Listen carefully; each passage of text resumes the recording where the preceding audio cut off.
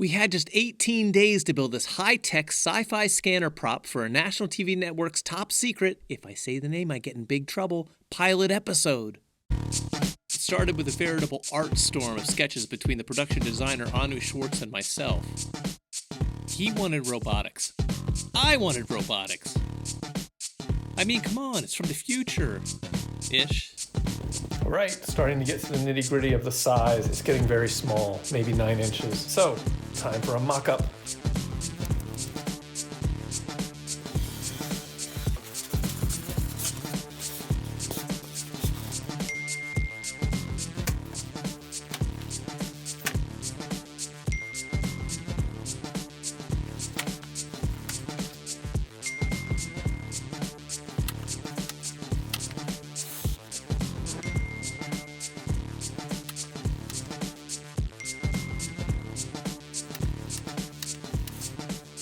So we got the mock-up. We went thick, then we went thinner, thinner, thinner, thinner, thinner, then too thin, and then we ended up with this.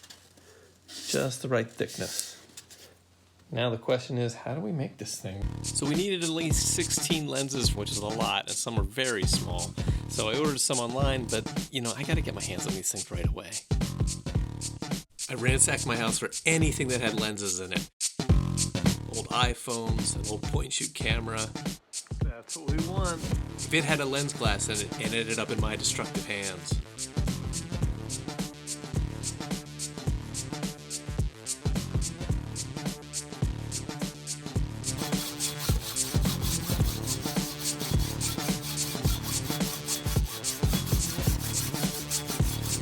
Check this out. Before I trash it, I had to share. This is the viewfinder for an old camera. These are spring-loaded together, these two lenses. Let's see if we can see through there. Just totally changed the zoom and the focus, I suppose. Crazy fun. I'm gonna trash it. All right, it's time to model it, and it's time to print it.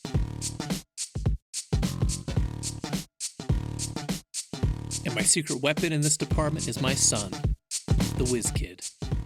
But do not tell him I call him that.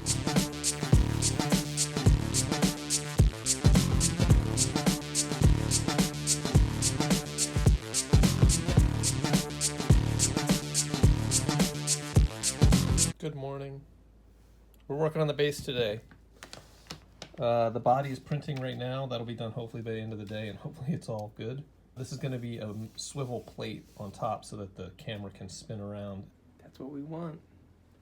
Nice and smooth. And I have a remote control follow focus motor and controller that they use for cameras. A really nice precise movement with those. So just got to make sure that we can fit that motor inside of here, and we're gonna have fun.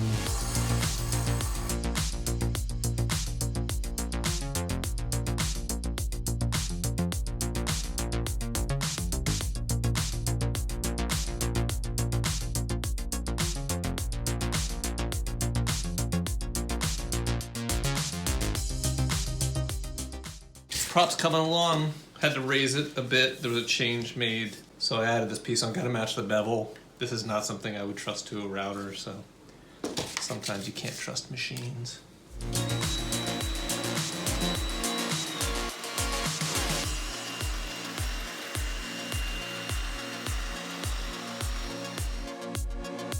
Finishing, finishing, finishing, finishing.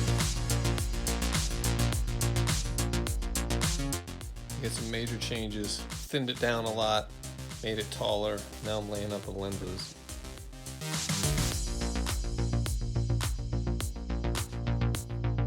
So is it scary drilling holes in your prop? Yes, it is. We'll learn something new every day.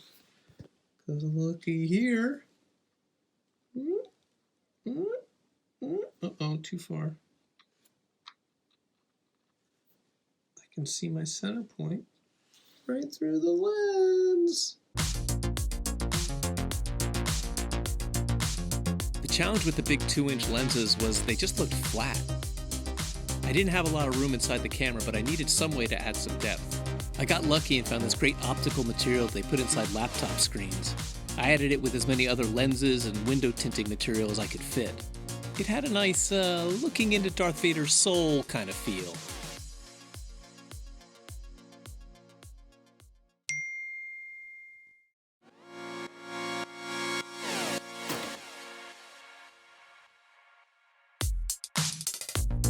Alright, so killing the base bought us a little more time.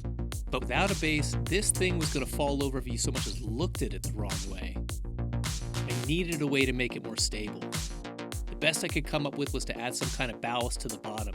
So I drilled holes in the back and filled them with BBs and resin. It actually worked really well. Physics, go figure.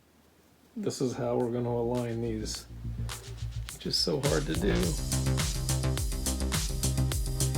The final assembly of this thing was nerve-wracking. Everything had to be put in from the back once the front was already fully finished. And it all had to be sealed up for dust and totally locked down. Once this thing was finished off, if a lens popped loose or something ended up inside of there was absolutely no going back. Luckily, even in a sleep-deprived haze, I was able to get the back on with all the components in the right places.